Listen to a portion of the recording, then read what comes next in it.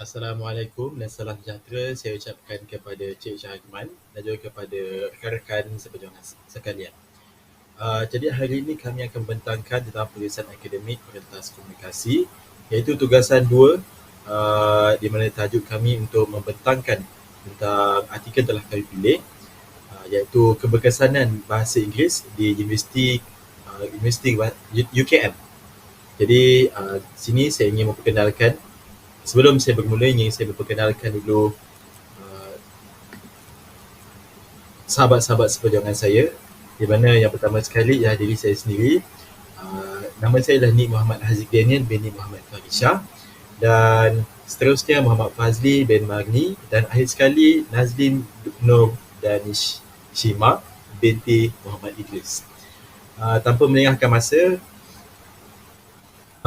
ingin saya memberitahu dulu apakah yang akan kita bincangkan pada hari ini. Pertama sekali ialah keutuhan wacana, seterusnya sumber rujukan, dan akhir sekali ialah kejelasan dalam artikel yang telah kami pilih ini. Seperti yang telah saya maklumkan sebentar tadi, kami memilih judul artikel kami iaitu penguasaan bahasa Inggeris dalam kalangan pelajar tahun 1 di UKM, yang ditulis oleh Mahran Mamat. Jadi tanpa melengahkan masa, saya memberikan ruang kepada sahabat saya Muhammad Fazli untuk menerangkan bahagian beliau. Kita silakan. Terima kasih kepada saudara Nik, iaitu rakan seperjuangan saya. Maka saya akan mulakan pembentangan kita ini dengan menanya penonton tentang apakah itu wacana. Okey, Ustaz-Gusar, penonton semua, jawapannya ada pada diri saya. Yang pertama, kita perlu tahu apa itu wacana ya, sebelum kita tahu apa itu keutuhan wacana. Wacana ini bermaksud himpunan ayat-ayat yang bersinambungan serta mempunyai makna yang jelas. Di sini kita faham bahawa ayat-ayat itu perlu bersinambungan lah agar maksud yang ingin disampaikan dapat difahami dengan mudah. Yang kedua iaitu keutuhan wacana. Keutuhan wacana bermaksud wujud susunan yang berturutan atau teratur dalam sesuatu wacana. Seterusnya kita akan lihat untuk aspek yang menghasilkan wacana itu sendiri utuh. Yang pertama, coherent atau urutan, yang bermaksud kesinambungan idea yang menjadikan wacana itu suatu teks yang bermakna dan mudah untuk difahami. Yang kedua, kohesi atau turutan, keserasian hubungan antara sesuatu unsur linguistik dengan unsur linguistik yang lain. Ini akan diterangkan lagi oleh saudari Nazlin. Seterusnya, kita akan lihat untuk jenis-jenis keutuhan wacana. Keutuhan wacana terbahagi kepada 4, iaitu keutuhan semantik, keutuhan fonologi, keutuhan leksikal dan keutuhan gramatikal. Seterusnya saya akan terangkan satu persatu maksud sebelum kita menganalisisnya. Yang pertama, keutuhan semantik. Semantik itu sendiri bermaksud bahasa yang diucapkan untuk menyampaikan makna. Yang ayat ini menurut oleh Ferdinand de Saussure. Yang keutuhan semantik terbagi pada 4, iaitu hubungan sebab dan akibat, hubungan sebab dan tujuan, hubungan sebab dan hasil, dan hubungan latar dan kesimpulan. Seterusnya, kita lihat contoh keutuhan semantik yang ada dalam artikel. Yang pertama, contoh hubungan sebab dan akibat. Di sini saya telah tekankan dalam warna kuning, iaitu tahap penguasaan bahasa Inggeris yang rendah yang merupakan akibat, dan pada yang warna merah ialah sebab berlakunya. Contohnya di sini penggunaan bahasa Inggeris dalam kalangan pelajar itu sendiri berada pada tahap yang rendah dan tidak pernah menggunakan bahasa Inggeris dalam kehidupan seharian mereka, dari sama ada untuk komunikasi secara lisan atau ketika mereka membuat rujukan lah. Di sini kita dapat lihat bahawa disebabkan tindakan pelajar itu sendiri dalam penggunaan harian mereka tidak menggunakan bahasa Inggeris, menyebabkan akibatnya iaitu tahap penguasaan bahasa Inggeris mereka yang rendah. Okay, seterusnya kita lihat ya para penonton hubungan sebab dan tujuan. So, seseorang pelajar perlu menguasai bahasa Inggeris. di sini menjadikan sebab seseorang itu perlu belajarlah di bahasa Inggeris itu sendiri. Dan tujuannya apa? Tujuannya ialah untuk memahami bahan-bahan bacaan dalam bahasa Inggeris yang lebih banyak dan mudah diperolehi. Di dalam konteks ini, teranglah bahawa pelajar perlu menguasai bahasa Inggeris agar mereka dapat mencapai tujuan mereka untuk membaca bahan-bahan bacaan mereka dengan mudah dan supaya mereka mudah perolehi juga ya apa yang mereka baca itu. Seterusnya kita akan tengok contoh hubungan sebab dan hasil yang telah saya tekankan di sini dengan warna kuning, iaitu sebabnya iaitu penguasaan pelajar di dalam bahasa Inggeris, dan hasilnya mereka akan mempunyai kelebihan untuk menerokai pelbagai ilmu, melakukan rujukan dan membuat penyelidikan. Seterusnya diaplikasikan apabila memasuki dunia pekerjaan. Okey, semua penonton, dengan ini kita jelaslah bahawa bahasa Inggeris ni perlu dikuasai oleh pelajar agar mereka dapat menggunakan segala kebolehan mereka peroleh ketika mereka masuk ke dunia pekerjaan nanti. Okey, seterusnya kita akan lihat untuk contoh hubungan latar dan kesimpulan dalam artikel. Latarnya di sini ialah yang telah saya tekankan di sini dalam warna kuning. Kepentingan penguasaan bahasa Inggeris tidak dapat dipertikaikan walaupun bahasa Melayu menjadi bahasa kebangsaan di Malaysia. Dan kesimpulannya di sini penulis mengatakan bahawa mereka golongan pelajar perlulah kuasai dan meneroka bidang ilmu itu sendiri dalam bidang pendidikan. Seterusnya dapat aplikasi dalam dunia pekerjaan. Di sini penulis telah melakukan kesimpulan berdasarkan latar yang telah dinyatakan. Okey, seterusnya kita akan lihat kepada keutuhan fonologi. Keutuhan fonologi pada umumnya kita seharusnya faham ya penonton, iaitu kajian tentang bunyi sebutan dalam sesuatu bahasa. Keutuhan fonologi terbahagi pada dua, iaitu wacana tulisan dan wacana lisan. Wacana tulisan terdapat contohnya seperti penggunaan notah, koma, ada soal dan titik bertindih, dan perkara yang segala contoh yang saya nyatakan itu merupakan unsur paralinguistik ya. Dan kedua ialah wacana lisan. Wacana lisan ialah hentian suara, nada suara dan intonasi. Dan perkara ini dapat dilihat juga berdasarkan ekspresi pembaca ataupun pembentang ke yang mereka membaca mengikut ekspresi mereka. Kita dapat lihatlah di situ ya. Seterusnya kita akan lihat contoh-contoh keutuhan fonologi yang ada dalam artikel ini sendiri. Yang pertama kita dapat lihat di sini ialah penggunaan koma lah, iaitu dari segi wacana tulisan, tanda baca koma. Terdapat dua di sini, kita boleh lihat dari segi contoh dan dari segi berhenti nada suara, iaitu di sini kita boleh baca responden mempunyai keyakinan yang rendah dan tidak mempraktikkan penggunaannya semasa bersosial dan berkomunikasi secara lisan, terutamanya di khalayak ramai. Tetapi di sini memberikan penekanan pada perkataan tetapi, iaitu tetapi tidak berhadapan dengan masalah untuk melakukan urusan harian seperti mengendalikan peralatan yang menggunakan arahan dalam bahasa Inggeris. Yang ini pun pada sini juga, pada Inggeris, bahasa Inggeris ini terdapat koma yang menunjukkan berhentinya pembaca harus berhenti membaca dan seterusnya meneruskan bacaan mereka, iaitu menikmati hiburan seperti filem, permainan dalam talian, menonton drama. Di sini koma seterusnya iaitu pada filem dan pada talian menunjukkan contoh di mana wujudnya wacana tulisan lah. Okey, seterusnya kita akan lihat keutuhan leksikal. Terdapat dua keutuhan leksikal di sini. Terdapat pelbagai keutuhan leksikal, iaitu saya akan nyatakan selepas saya memberi maksud ya para penonton sekalian. Keutuhan leksikal pada umumnya bermaksud pertautan atau pertalian antara perkataan secara semantik dalam sebuah wacana. Contohnya di sini penggunaan kata. Penggunaan kata ialah secara umum merupakan setiap perkataan diulang semula tanpa perubahan maksud. Sebagai contoh, bahasa Inggeris diulang-ulang dalam sesuatu perenggan itu, memberikan penekanan di situlah. Yang kedua ialah antonim. Antonim ialah kata-kata yang membawa makna yang bertentangan. Sebagai contoh, hodoh dan cantik. Yang kedua ialah sinonim. Sinonim itu ialah satu konsep yang menunjukkan bahawa terdapat pelbagai kata atau leksikal yang menyokong makna yang sama atau hampir sama. Sebagai contoh seperti wangi dan harum. Seterusnya kita tengok contoh yang berlainan di sini ialah contoh lain ialah hiponim. Hiponim ialah kata yang maknanya terangkum dalam makna kata yang lain. Sebagai contoh kita boleh lihat dari segi hiponim apabila kita tengok perkataan itu di mana seperti pokok bunga. Pokok bunga kita boleh senaraikan seperti orkid, bunga raya dan juga pelbagai lagi bunga lah yang menjadikan yang merupakan makna yang terangkum dalam makna kata yang lain, iaitu mereka di bawah satu bunga. Yang kedua ialah homonim. Homonim ialah kata yang bunyinya sama tetapi mempunyai erti yang berlainan. Seperti saya dapat bagi contoh di sini ialah perang dan perak. Mereka mempunyai tulisan, kata tersebut mempunyai tulisan yang sama, ejaan yang sama tetapi sebutan yang berbeza mengikut konteks penggunaan.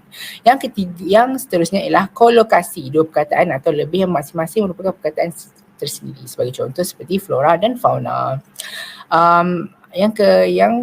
Yang kedua terakhir ialah akronim, iaitu kepanikan yang terbentuk daripada gabungan huruf pertama atau suku kata beberapa perkataan yang menjadi satu perkataan. Sebagai contoh seperti SMK yang mewakili Sekolah Menengah Kebangsaan. Yang terakhir ialah pembuka dan penutup, selalunya digunakan dalam penulisan untuk mewujudkan keutuhan leksikal. Seterusnya saya akan tunjuk contoh-contoh keutuhan leksikal yang telah digunakan dalam artikel yang telah kami pilih. Yang pertama ialah pengulangan kata yang telah saya tekankan di warna merah ini, iaitu kajian, yang menunjukkan kajian ini merupakan ini memberi penekanan untuk pembaca bahawa ini merupakan kajian yang penting dan perlu melihat bahawa ini merupakan dan menjadikan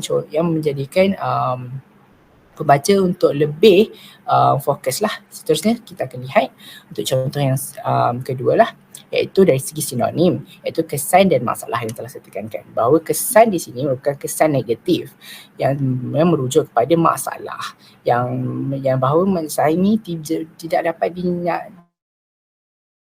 diselesaikan untuk jangka masa pendek. So di sini menunjukkan bahawa wujudnya sinonim dalam artikel yang telah kami pilih. Seterusnya saya akan tunjukkan contoh keutuhan leksikal yang berlainan, iaitu kolokasi. Di sini telah jelas, iaitu hiburan merupakan yang utama daripada contoh-contoh yang telah disenaraikan oleh penulis, iaitu filem, permainan dalam talian, menonton drama dan juga filem. Di sinilah yang menjadikan ia kolokasi antara satu sama lain. Seterusnya kita akan lihat contoh yang kedua terakhir, iaitu akronim. Iaitu di sini terdapat dua, iaitu UTM dan MUET. Yang MUET ialah Malaysian University English Test. Penulis ingin menunjukkan bahawa Malaysian University English Test ni boleh dijadikan akronim, iaitu dikenali oleh semua rakyat Malaysia, iaitu MUET. Seterusnya kita dapat lihat contoh yang terakhir, iaitu keutuhan leksikal dari segi pembuka dan penutup lah. Di sini penulis telah menggunakan era globalisasi bagi memulakan kajiannya, dan terakhir penulis menggunakan terima kasih dalam perhargaan bagi menutup menutup kajian yang telah dilakukannya. Okey, seterusnya kita akan lihat dari segi keutuhan wacana dari segi gramatikal, iaitu keutuhan gramatikal. Keutuhan gramatikal dari segi umumnya kita dapat tahu bahawa hubungan wacana yang berkaitan dengan tata bahasa. Terdapat 4 di sini, iaitu penanda rujukan, elipsis, penanda pergantian dan juga penanda penghubung. Seterusnya saya akan tunjuk contoh-contoh keutuhan gramatikal yang ada dalam artikel ini, iaitu pertama penanda rujukan.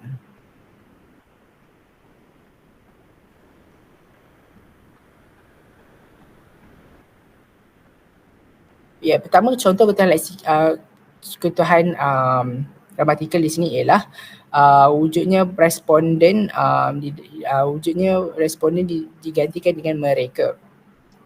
Di sini kita dapat lihat bahawa wujudnya penggunaan kata ganti nama dalam bahasa Melayu, iaitu mereka mengganti responden. Di sini jelaslah bahawa penulis amat bagus untuk menggantikan responden itu dan tidak mengulanginya untuk ayat seterusnya. Seterusnya kita lihat contoh gramatikal yang ada dalam artikel ini ialah penanda penghubung. Penanda penghubung merujuk kepada walau bagaimanapun yang telah saya tekankan di sini, saya merujuk kepada ayat sebelumnya di mana bahasa Inggeris ini digunakan secara meluas di UKM bagi kursus bahasa Inggeris sebagai bahasa kedua dan kursus undang-undang. Manakala kursus-kursus lain yang bersifat melintas kurikulum hanya menggunakan 5% sahaja. Dan walau bagaimanapun di sini merujuk walaupun mereka telah menghadapi segala kursus yang melibatkan bahasa Inggeris, yang wujudnya belajar dalam bahasa Inggeris, mereka juga perlu mengikuti kelas bahasa Inggeris. Dan justru itu juga merujuk pada ayat yang sebelum itu. Seterusnya kita merujuk pada penanda pengganti. Contoh penanda pengganti di sini ialah bahasa Inggeris yang bersamaan dengan bahasa global. Ini sama seperti yang contoh pertama tadi, tetapi di sini ia tidak menggunakan ganti nama, tapi menggunakan perkataan lain seperti bahasa global yang merujuk pada bahasa Inggeris itu sendiri. Okey, itu sahaja yang contoh yang dapat saya berikan.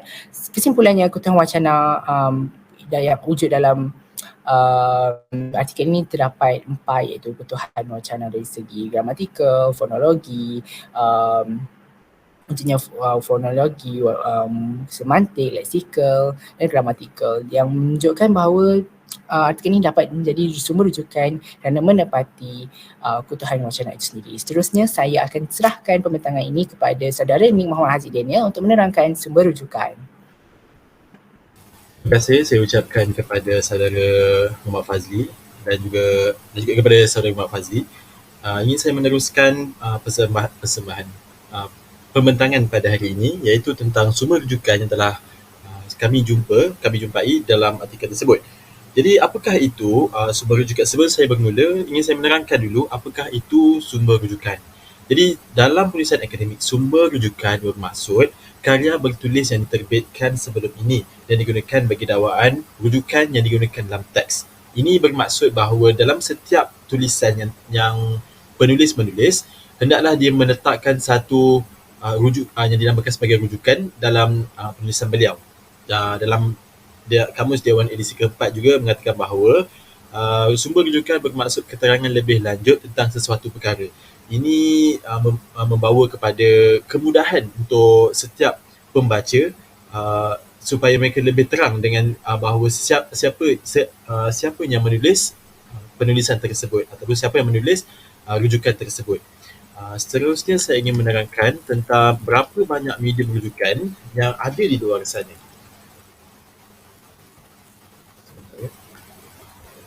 Yang terdapat 5 medium rujukan yang kami telah pelajari, iaitu pertama sekali buku, kedua ialah terbitan berkala ataupun artikel daripada jurnal, majalah, akhbar yang bercetak ataupun daripada online, dan yang seterusnya bahan daripada organisasi, badan berkanun swasta ataupun kerajaan, dan selain itu sumber atau bahan elektronik. Sumber atau bahan elektronik ialah di mana yang digunakan oleh kebanyakan pelajar, iaitu seperti menggunakan Google Scholar ataupun hanya menggunakan medium seperti Google Chrome atau Firefox sendiri. Dan yang terakhir sekali ialah tesis. Tesis ialah di mana pelajar-pelajar PhD ataupun pelajar-pelajar daripada lepasan degree sarjana muda juga menulis tesis untuk mereka digelar sebagai seorang mahasiswa. Maafkan saya, untuk digelar sebagai sarjana muda. Jadi tanpa melengahkan masa, ingin saya meneruskan dengan menerangkan apakah itu rujukan dalam teks. Rujukan dalam teks digunakan untuk memberitahu pembaca tentang rujukan asal pernyataan ditulis.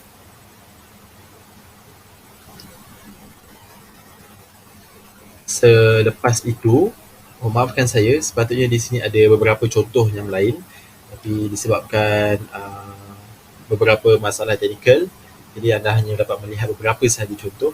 Di sini ialah terdapat 2 cara rujukan dalam teks, iaitu pertama sekali ialah parenthetical citation, iaitu autofocus, di mana dia memfokuskan penulis sahaja. Maafkan saya, dia memfokuskan penulis, siapakah penulis dalam rujukan tersebut. Dan seterusnya ialah narrative citation, iaitu info focus, di mana penulis artikel tersebut ingin memfokuskan tentang info lebih daripada penulis yang sebelum itu, penulis yang menulis rujukan itu. Jadi terdapat beberapa contoh di sini seperti yang berada di situ, iaitu terdapat nama, iaitu untuk autofocus ataupun penulis, memfokuskan penulis, iaitu perlulah ada nama penulis. dan seterusnya dituliskan dengan tahun dalam kurungan untuk menunjukkan bilakah rujukan itu diambil, bilakah penulis yang menulis perkara tersebut menulis rujukan tersebut.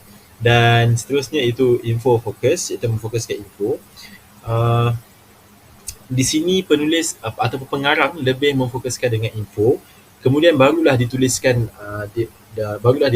dengan nama penulis rujukan tersebut dan juga tahun untuk penulisan rujukan tersebut. Jadi jadi seterusnya ingin saya akan tentang terdapat juga contoh ataupun terdapat juga kes-kes di mana pengarang yang sama menerbitkan bahan yang sama pada tahun yang sama. Contohnya di sini The Star telah menulis terbitan bahan yang sama, dia menerbit bahan yang sama dan juga pada tahun yang sama. Sebab itu penulis artikel tersebut menulis dengan selepas tahun terdapat A, B dan juga boleh tambah C dan sebagainya lah. Di sini maafkan saya, A dan B. Di sini terdapat juga cara untuk menulis jika terdapat kes seperti ini, di mana nama penulis ditulis dan juga tahun ditulis dalam kurungan, semua tulis dalam kurungan dan diletakkan dengan A, B atau C. Maafkan saya jika ada kekeliruan di bawah sana, kerana saya ingin saya ingin menekankan bahawa A, B, C itulah penting sekiranya terdapat kes seperti ini. Selain itu, terdapat juga contoh lebih dari 3 penulis di mana penulis mendapat rujukan lebih daripada 3 penulis untuk rujukan tersebut. Dan mereka perlu, dan juga setiap pengarang yang menulis artikel perlu meletakkan at all dalam ejaan ETAL titik dan juga dengan tahun. Perlulah dia menekankan penulis sebenar ataupun penulis utama untuk penulisan tersebut. Seperti di sini kita dapat Abdul Halim dan juga Yahaya, di mana mereka ini ialah antara penulis-penulis utama dalam artikel yang telah dirujuk. Baiklah, saya ingin terus lebih lanjut. Selain itu, terdapat juga kesalahan rujukan dalam teks di mana pengarang meletak lebih daripada 3 lebih daripada 5 sebenarnya rujukan nama penulis untuk rujukan tersebut, sehingga kan tidak mengikut APA 7 yang telah ditetapkan. Jadi itulah antara kesalahan rujukan dalam teks yang kami dapat kesan dalam artikel tersebut, artikel ini. Jadi rujukan artikel jurnal, inilah artikel jurnal yang telah saya dapat, di mana penulisannya hendaklah ditulis dengan nama penulis, kemudian ditulis dengan dalam kurungan tahun, kemudian dituliskan tajuknya tanpa italic font, dan juga seterusnya issues in language studies. Itulah di mana jurnal daripada di mana dia mendapatkan tentang maafkan saya, ini ialah di mana isu yang ingin ditekankan yang dituliskan dalam italic sendiri, dan juga 5.2 itu ialah muka surat. Maafkan saya, itu ialah volume untuk artikel tersebut. Dan akhir sekali ingin saya menekankan juga rujukan sumber elektronik. Rujukan sumber elektronik ialah di mana penulis artikel mendapat rujukan mereka daripada sumber elektronik, seperti mereka mencari menggunakan Google Classroom, Google Scholar ataupun Chrome sendiri, ataupun di laman web yang disediakan di laman sosial. Jadi mereka mendapatkan sumber elektronik itu dan dituliskan dalam bentuk DOI ataupun dalam bentuk HTTP. di mana ini ialah untuk memudahkan para pembaca dan juga memudahkan para pembaca melihat semula di manakah rujukan yang mereka jumpa sekiranya mereka mencari sumber rujukan itu daripada sumber elektronik. Ingin saya menekankan juga bahawa pada tahun 2020 telah diperkenalkan APA 7 iaitu American Psychological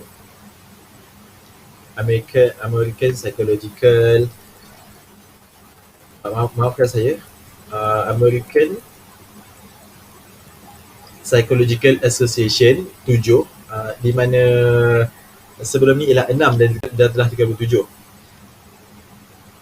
Dan akhir sekali, sebelum saya memberikan pembentangan ini kepada saudari Nazlin, ingin saya memberitahu bahawa sumber rujukan ini penting untuk memudahkan para pembaca melihat semula di manakah sumber rujukan telah dijumpai oleh penulis artikel tersebut, dan juga supaya untuk mengelakkan daripada berlaku plagiat dalam artikel tersebut. Jadi tanpa menyayangkan masa, ingin saya memberikan pembentangan ini kepada saudari Nazlin. Dipersilakan. Terima kasih saya ucapkan kepada kedua-dua ahli kumpulan saya, iaitu Fazli dan Nik, di atas penjelasan yang cukup tepat, ringkas dan padat. Di sini saya akan menyambung bagi aspek kejelasan dalam penulisan pula. Pertama sekali, apakah itu kejelasan? Jelas berarti mudah difahami, mudah dibaca, tidak memberi ruang untuk disalah tafsirkan, tidak bersifat sama-sama dan tidak kabur. Jelas juga di mana kita menggunakan kata-kata yang pendek, ringkas, tajam dan jauh daripada kata-kata yang berbelit dan panjang. Untuk pengenalan bagi aspek kejelasan, penulisan akademik perlu kreatif dan memerlukan kreativiti untuk menyusun, mengolah fakta, memilih gaya bahasa, mempersembahkan data atau mengorganisasikan teks. Antara aspek penting dalam penulisan ialah struktur perenggan, isi kandungan dan bahasa. Penulis perlu membuat pilihan dari aspek strategi keseluruhan, pengenalan, penutup, hujah, wacana dan kosakata yang sesuai. Seterusnya, di sini terdapat beberapa konsep bagi penggunaan bahasa komunikatif yang formal. Kita menilai keseluruhan organisasi penulisan dari aspek penggunaan bahasa yang komunikatif formal, strategik dan bersutung. Kita juga melihat, adakah penulis fokus kepada tujuan penulisannya? Adakah penulis menggunakan ayat yang jelas serta berhati-hati dengan penggunaan akronim? Adakah penulis mengembangkan idea secara logik dan secara sistematik? Untuk bahasa formal, di sini dalam penulisan akademik, kita menggunakan bahasa formal dan kita perlu mengelakkan daripada menggunakan selanggar atau bahasa sehari-hari. Penulisan akademik yang mempunyai kejelasan akan menggunakan bahasa formal untuk menerangkan pendapat sendiri dengan merujuk kepada pandangan orang lain.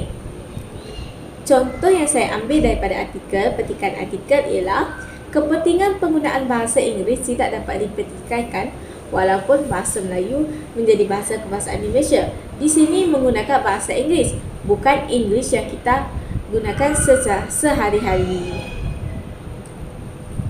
Untuk ekspresi atau pernyataan pendapat, bagi artikel ini merupakan artikel kajian. Jadi, ia merupakan penulisan objektif, bukan bersifat peribadi. Namun, saya sertakan sedikit contoh bagi ekspresi peribadi, iaitu menggunakan kata ganti diri nama pertama, iaitu seperti saya ataupun kita. Untuk penulisan objektif, saya sertakan contoh, iaitu telah dikatakan bahawa beberapa penulis mendakwa jelas bahawa tidak ada sedikit keraguan pun bahawa dalam artikel penulisan objektif yang saya jumpa ialah kajian ini mendapati bahawa untuk penyataan pendapat bagi bukan ejen atau pelaku, kita ada kajian ini dijalankan. Seterusnya, penulisan ayat yang jelas. Penulisan ayat yang jelas untuk kejelasan isi yang dihuraikan adalah penting untuk kita menyemak semula panjang pendek ayat. Jika ayat terlalu pendek, penulisan akan nampak terlalu mudah dan bertahap rendah. Dan jika ayat terlalu panjang, pembaca akan kehilangan fokus. Ayat pendek boleh membantu koheren, iaitu kesinambungan, sementara ayat panjang membantu kohesi, iaitu kekuatan tarikan dalam penulisan. Untuk penulisan ayat yang jelas, kita ada menggunakan ayat topik, kita ada menggunakan ayat isi, kita ada menggunakan ayat yang kabur, kita juga ada menggunakan ayat yang jelas. Untuk ayat topik ini merupakan ayat yang menjurus kepada penyataan yang lebih umum dan menyatakan perkara yang dibincangkan. Seperti contoh yang saya ambil dari artikel yang kami kaji, kepentingan penguasaan bahasa Inggeris tidak dapat dipertikaikan walaupun bahasa Melayu menjadi bahasa kebangsaan Indonesia. Di sini kita dapat tahu bahawa perkara yang dibincangkan ialah penguasaan bahasa Inggeris. Okey. Yang kedua, ayat isi. Ayat isi merupakan ayat yang menyokong ayat topik, dan ayat isi ini terdapat hujahan dan hujahan itu perlu disertakan bukti.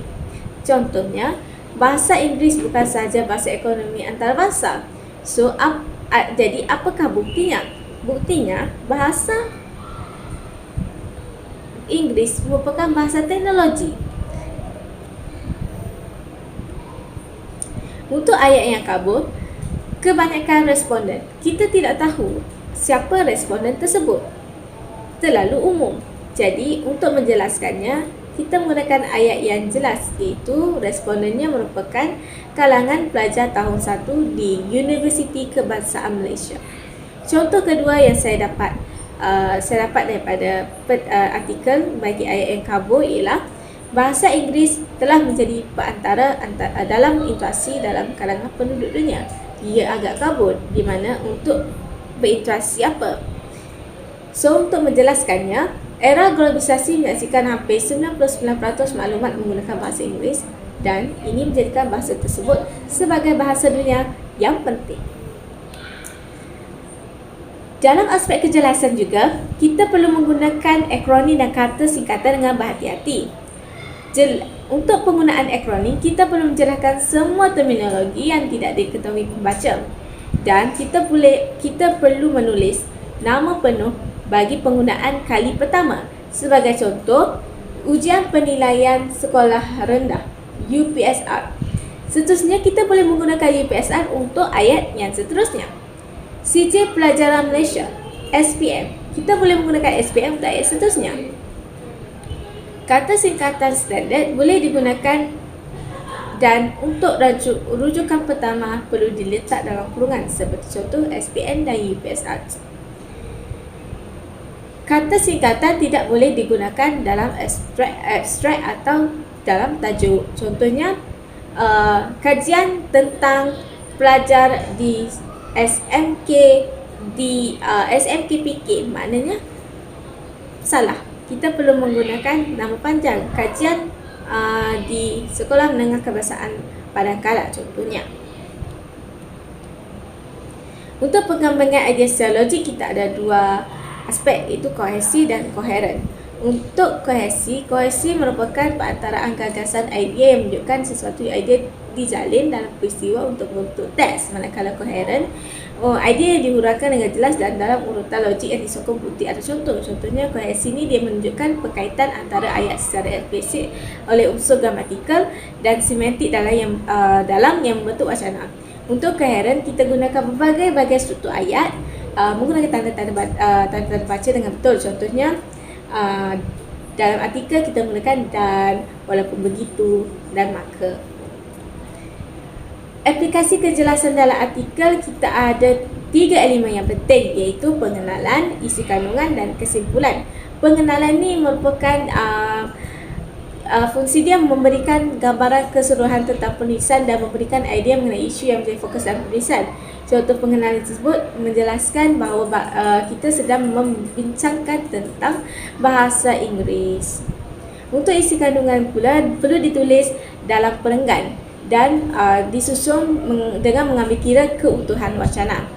Isi kandungan juga perlulah menunjukkan kesinambungan huraian isu sama ada daripada umum ke khusus. Di situ saya sertakan contohnya. Untuk kesimpulan merupakan rumusan daripada isi-isi pembincangan dalam keseluruhan penulisan, dan kesimpulan berfungsi sebagai penamat kepada penulisan, di mana kita menggunakan kata penanda wacana berdasarkan dapatan kajian dapat disimpulkan. Di situ menunjukkan kesimpulan. Rumusan daripada aspek kejelasan ialah ia penting untuk menghasilkan sesebuah karya yang berkualiti, terutamanya dalam penulisan ilmiah. Dari aspek penyusunan, pengolahan fakta dan gaya penulisan itu dipersembahkan. Untuk aspek penyusunan idea dan penggunaan laras bahasa, dia merupakan mengikut gaya kreativiti penulis. Kesimpulannya, penulisan akademik perlulah disampaikan dengan jelas dan urutan yang logik serta disokong dengan bukti dan contoh yang sesuai agar penyusunan sesuatu wacana dapat dibentuk dengan kesepaduan dalam permulaan hingga ke akhir penggan dalam sebuah penulisan. Itu sahaja daripada saya. Sekian, terima kasih.